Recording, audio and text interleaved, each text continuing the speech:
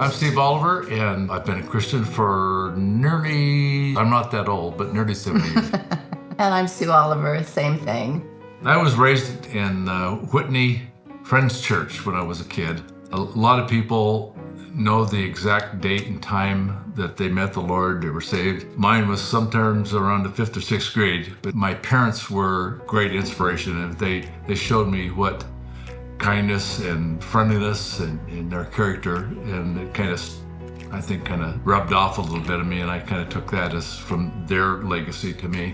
So Sunday was the day that we spent at church, and we also spent talking. And at the dinner table, we always had huge discussions, and it could be political or whatever, but often it was discussions on the Bible and on things that we'd heard. And when I was 10 and my cousin was 11, we were baptized, and that was a big event. After graduation from the University of Idaho, I went to the Army, and we served in Benelux, Germany.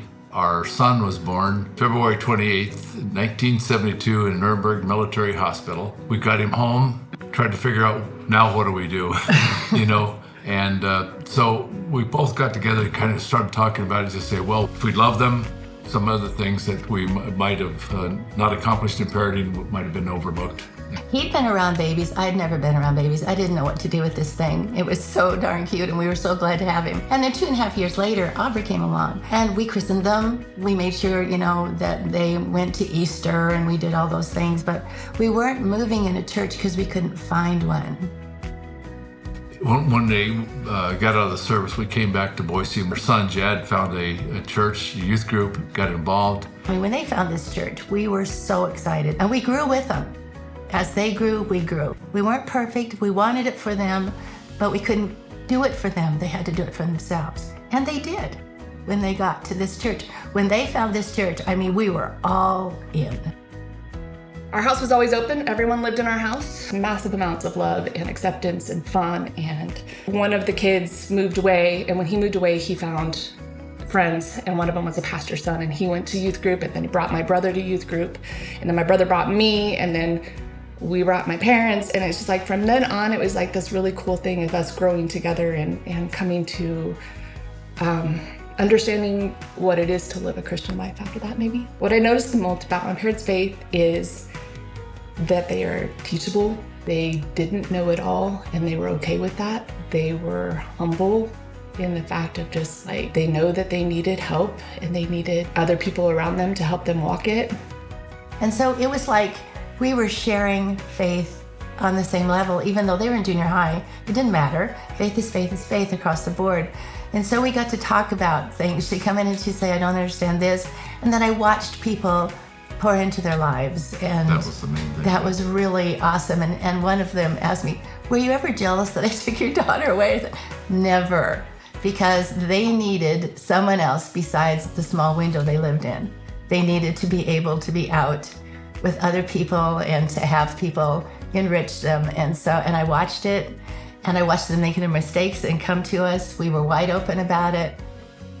I don't know if I was compelled to follow Christ because of my parents, but I know that I wasn't pushed away. And when I came to Christ, I didn't have to step over anything to see Christ that my parents had done. When I read the words that Jesus loves me, I could accept it right away because I've been loved and accepted my whole life. When it says to sacrifice or serve, that doesn't surprise me because I've seen that in my parents. Steve and Sue would talk a lot about loving their kids. Probably the first conversation I had was, the serious conversation that I had with Steve was when I asked for his daughter's hand in marriage.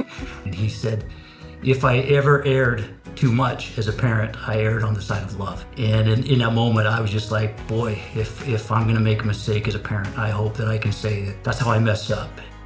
1 Corinthians 13, it talks about love and all the great things that love is, and ends with the greatest thing that remains is love. And so that is just so evident in both my grandparents' life.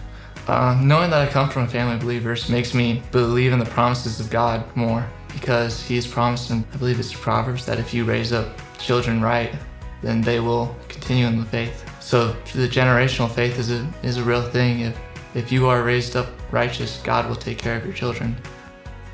Seeing our children come to follow the Lord, it validates hundreds of hours of prayer, thousands of conversations that we've had with them, And God is faithful in the important things. And when we didn't have the answers, He showed up and He helped us. It's faith. It's the understanding that there's more people involved than just us, as it commends in the Bible. To open your hands and give them the children. We were just so grateful for the extended families, and we were grateful for church family that kind of grew around and helped us grow as our kids were growing. My advice to young parents is continue to grow, continue to try to be an example, if you will, by demonstrating your commitment and your heart for faith and your heart for the Lord.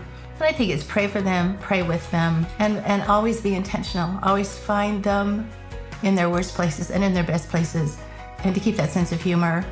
And that your answer is in the Bible. It's there. If you just look, if you just sit down and breathe and look, always be open to them, always be there. Even when they tell you not to be there 5 minutes earlier, and just be with them, and they'll be with you.